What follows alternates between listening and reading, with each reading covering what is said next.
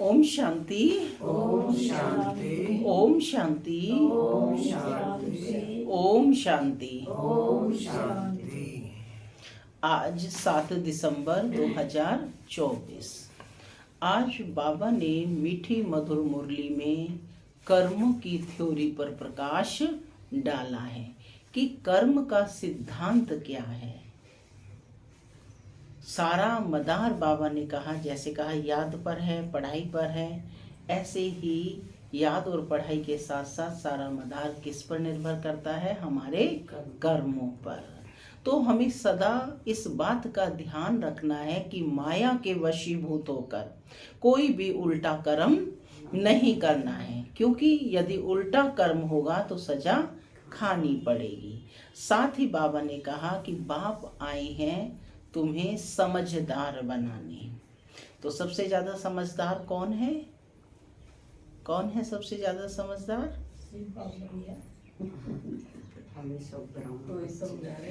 लक्ष्मी नारायण है ना, उनको सबसे ज्यादा बुद्धिमान कहा जाता है। तो उनको ऐसा किसने बनाया? बाप ने। तो बाप आया है बच्चों को समझदार अर्थात बुद्धिवान बनाने। वो तो बुद्धिवानों की बुद्धि है ना, श्रेष्ठ ते श्रेष्ठ है। तो बाबा ने कहा बुद्धिवान बनाने का आधार क्या है? आधार है पवित्रता। जितनी पवित्रता की धारणा होती जाएगी उतना बुद्धिवान बनते जाएंगे और पतितपना समाप्त होता जाएगा। तो बाबा ने कहा कि अपनी कर्मेंद्रियां विशेष रूप से आँखों पर बहुत ध्यान देना है, संभाल करनी है। सबसे पहले आँखें ही धोखा देती हैं। इन्हीं सब बातों को सुनते हैं आज के ईश्वरीय महावाक्यों के रूप में। ओम शांति। बाबा कहते मीठे बच्चे सारा मदार कर्मों पर है।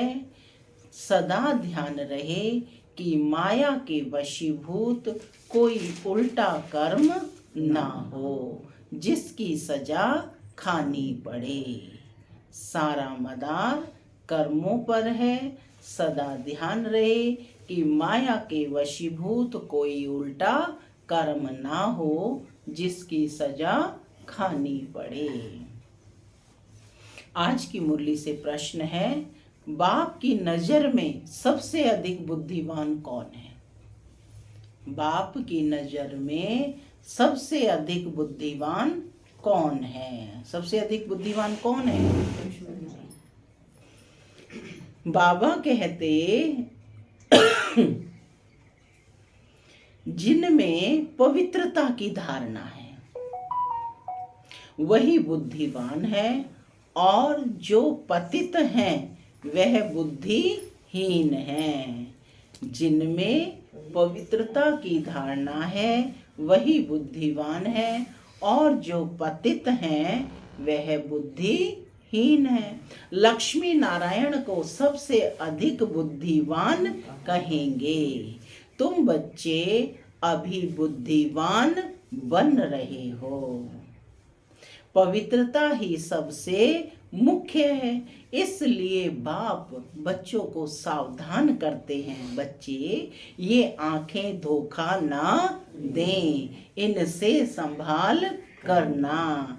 इस पुरानी दुनिया को देखते हुए भी ना देखो, नई दुनिया स्वर्ग को याद करो।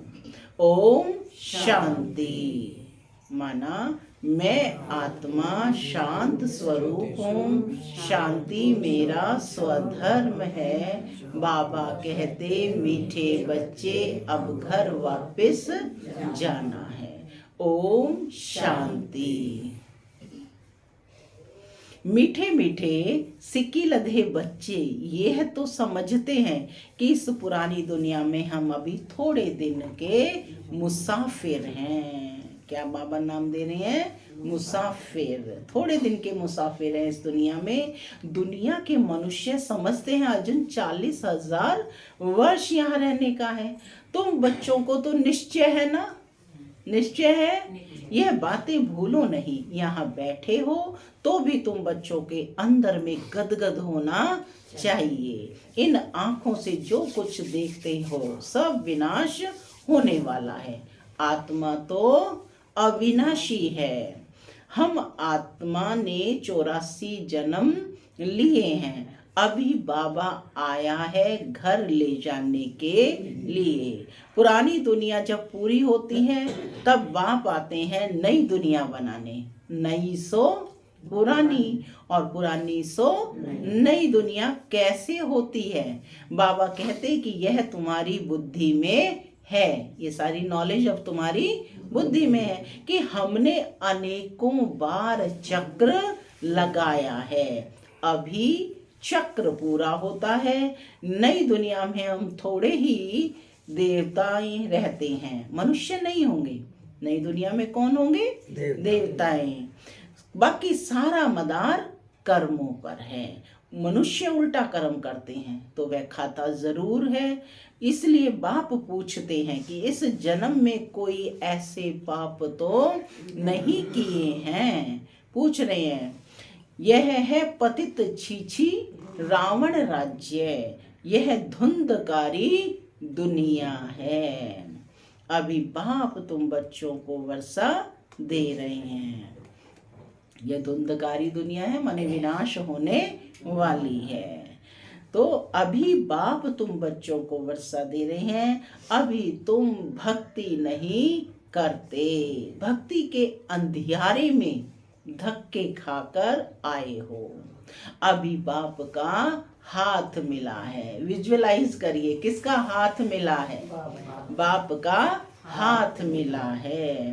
बाप के सहारे बगैर तुम विषय वैतरणी नदी में गोते खाते थे। आधा कल्प है ही भक्ति। ज्ञान मिलने से तुम सतयुगी नई दुनिया में चले जाते हो।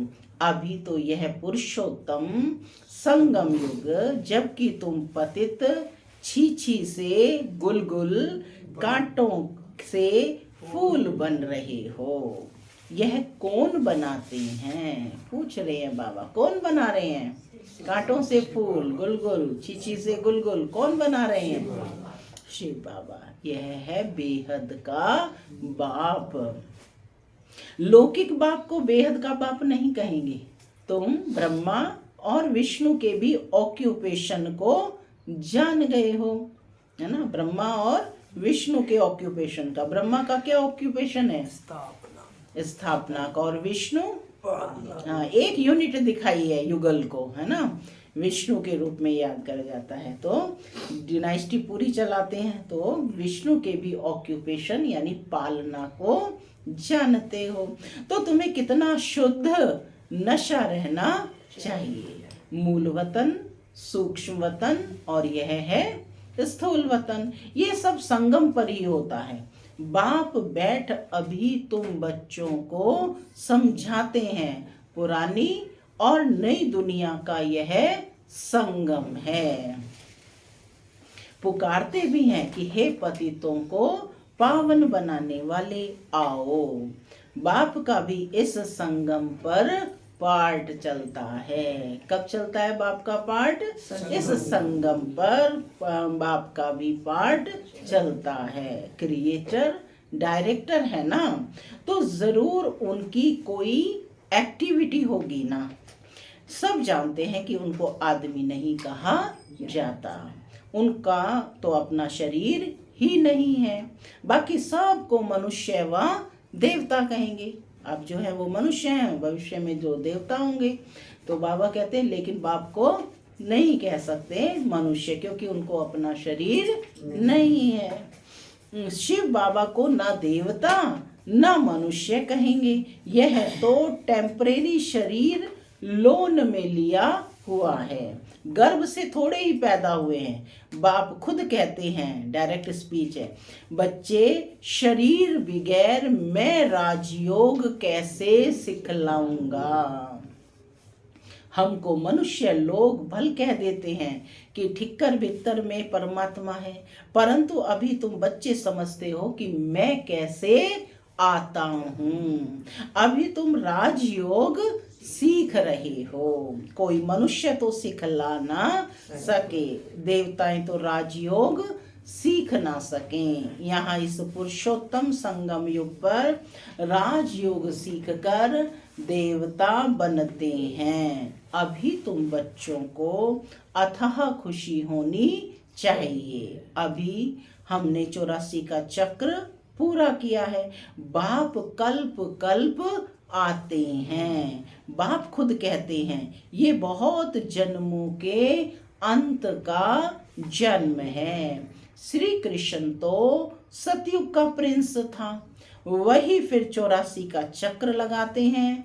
शिव बाबा तो 84 के चक्र में नहीं आएंगे। श्री कृष्ण ही आत्मा ही सुंदर से श्याम बनती है। ये बातें किसी को पता नहीं है।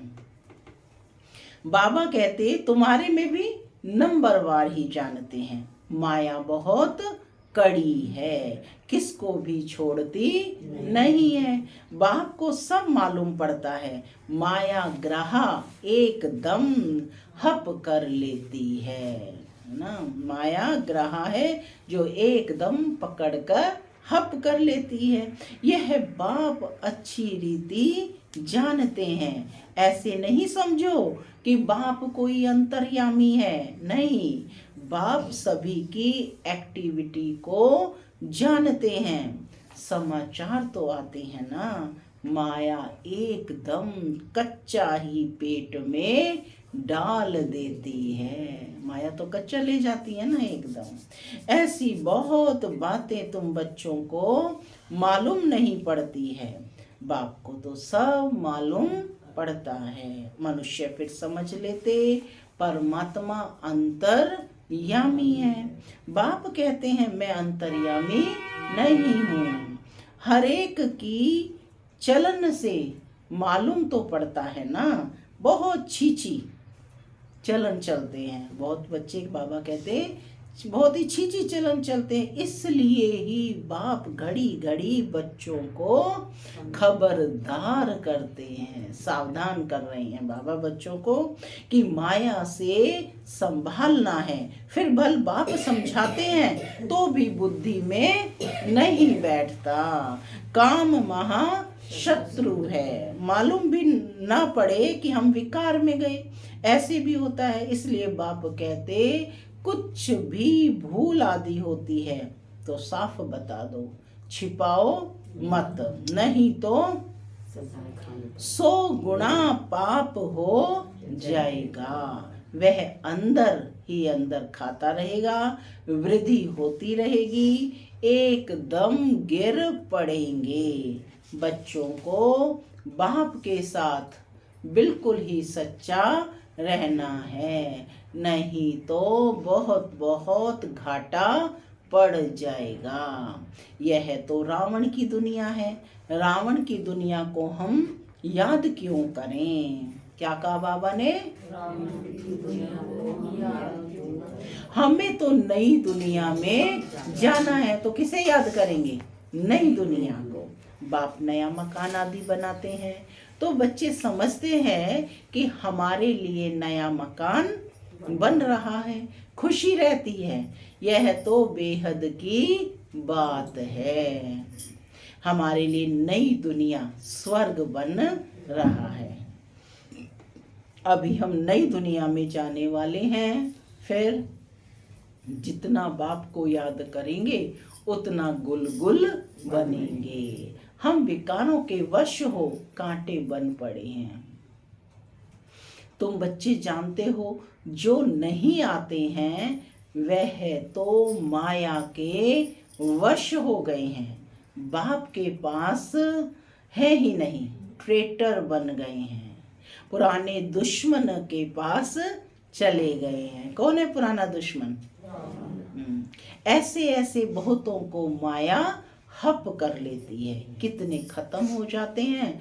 बहुत अच्छे अच्छे हैं जो कहकर जाते हैं कि हम ऐसे करेंगे, यह करेंगे, हम तो यज्ञ के लिए प्राण भी देने के लिए तैयार हैं। आज वह है नहीं। माने इतना दृढ़ संकल्प किया था कि हम यज्ञ के लिए प्राण देने के लिए भी तैयार हैं, परंतु बाबा कहते आज वह है नहीं। तुम्हारी लड़ाई है ही माया के साथ। दुनिया में ये कोई नहीं जानते कि माया से लड़ाई कैसे होती है। शास्त्रों में फिर दिखाया है देवताओं और असुरों की लड़ाई हुई, फिर कौरवों और पांडवों की लड़ाई हुई। कोई से पूछो यह दो बातें शास्त्रों में कैसी हैं। देवताएं तो हैं अहिंसक होते हैं, वह होते ही हैं सतयुग में, माने दोनों एक साथ तो नहीं होते।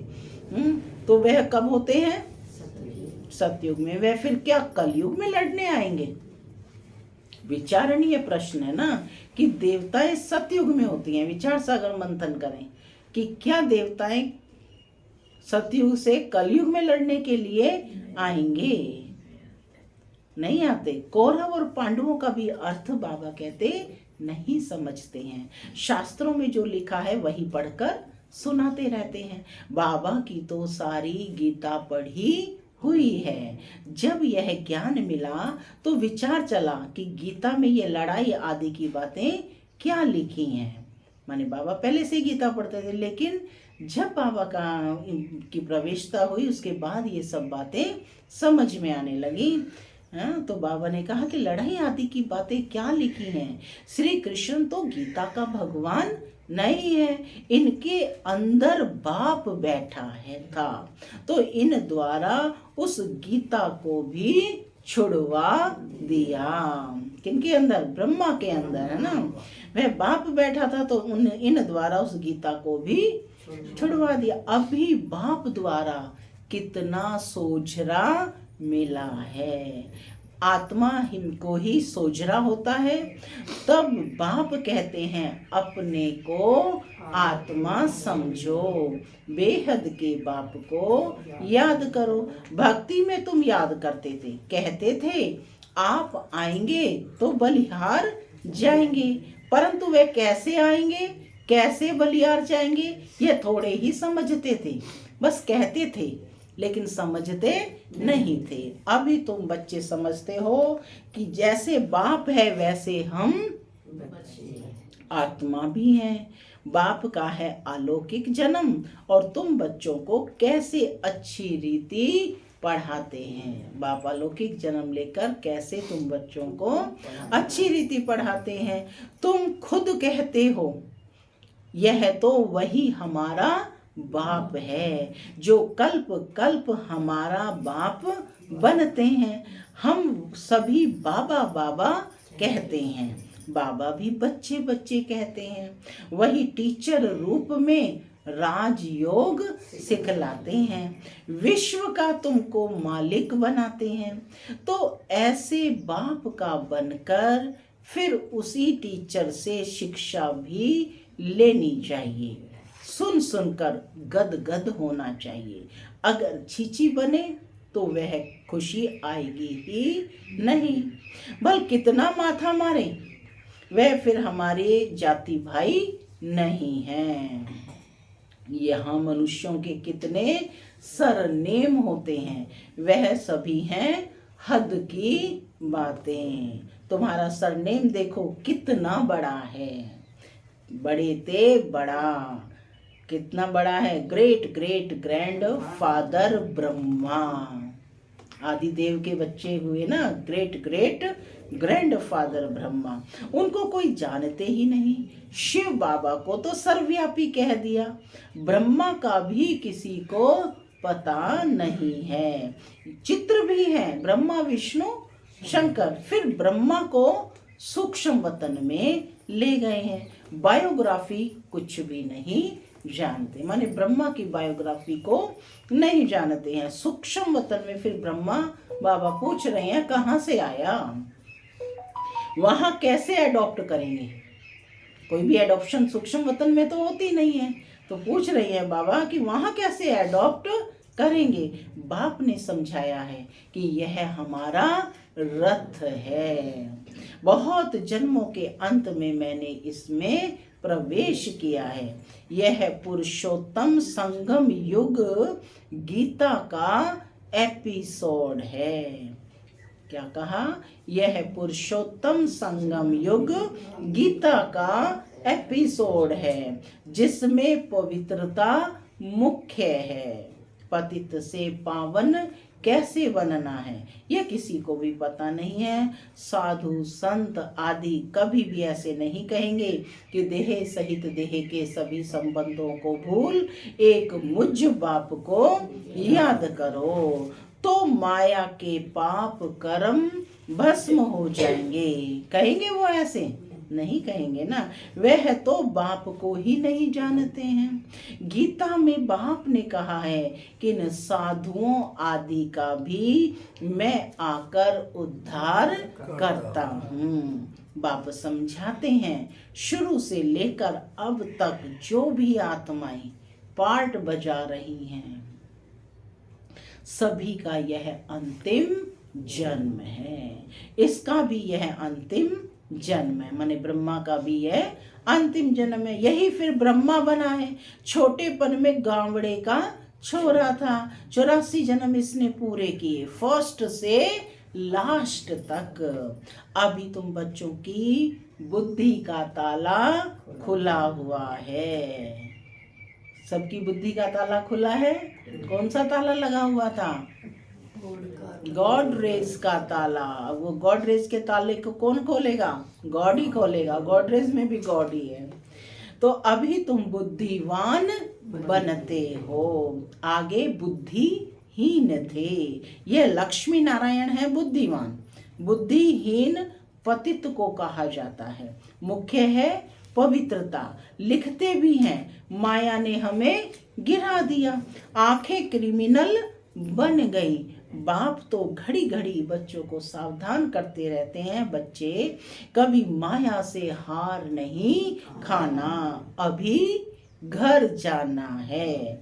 अपने को आत्मा समझ बाप को याद करो। यह पुरानी दुनिया खत्म हुई कि हुई। हम पावन बनते हैं तो हमें पावन दुनिया भी तो चाहिए ना।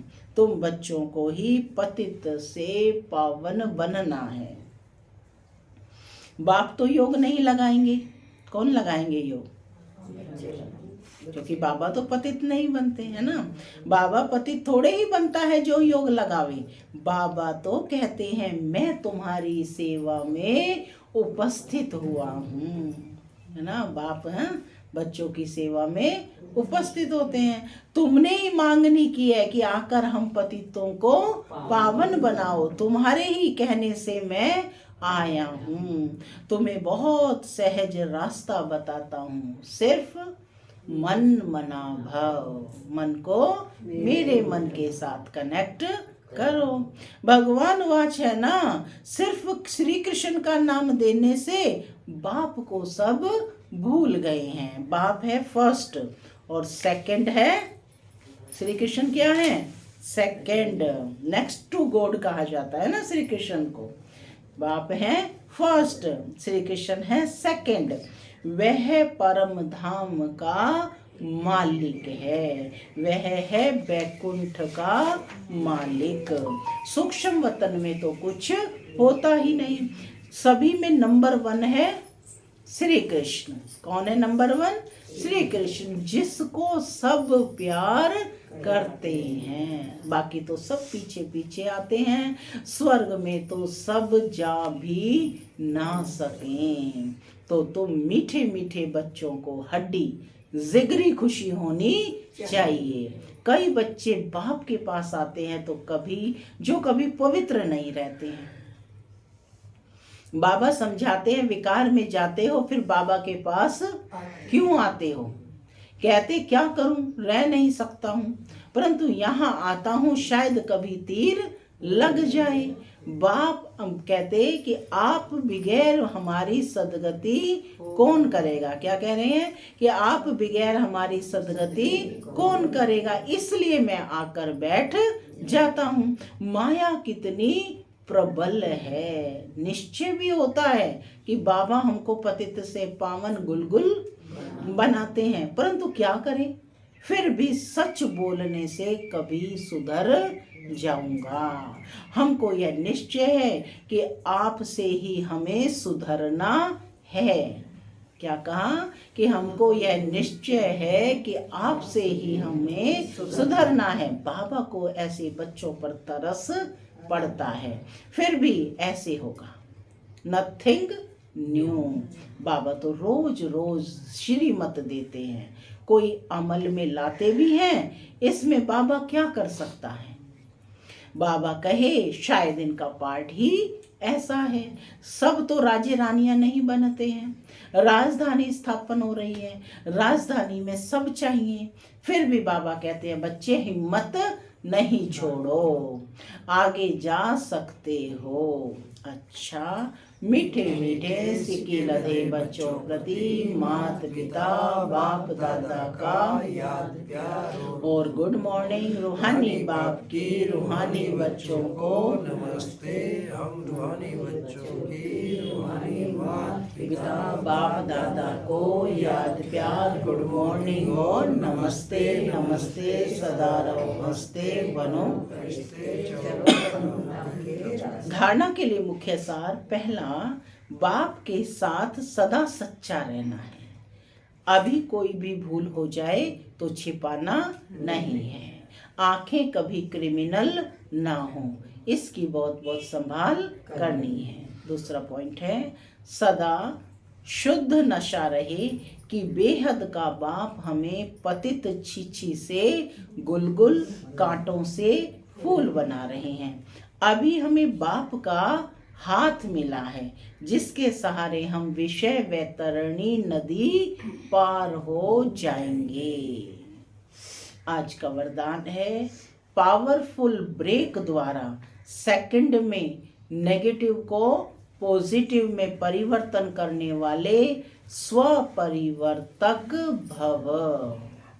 पावरफुल ब्रेक द्वारा सेकंड में नेगेटिव को पॉजिटिव में परिवर्तन करने वाले स्वपरिवर्तक भव।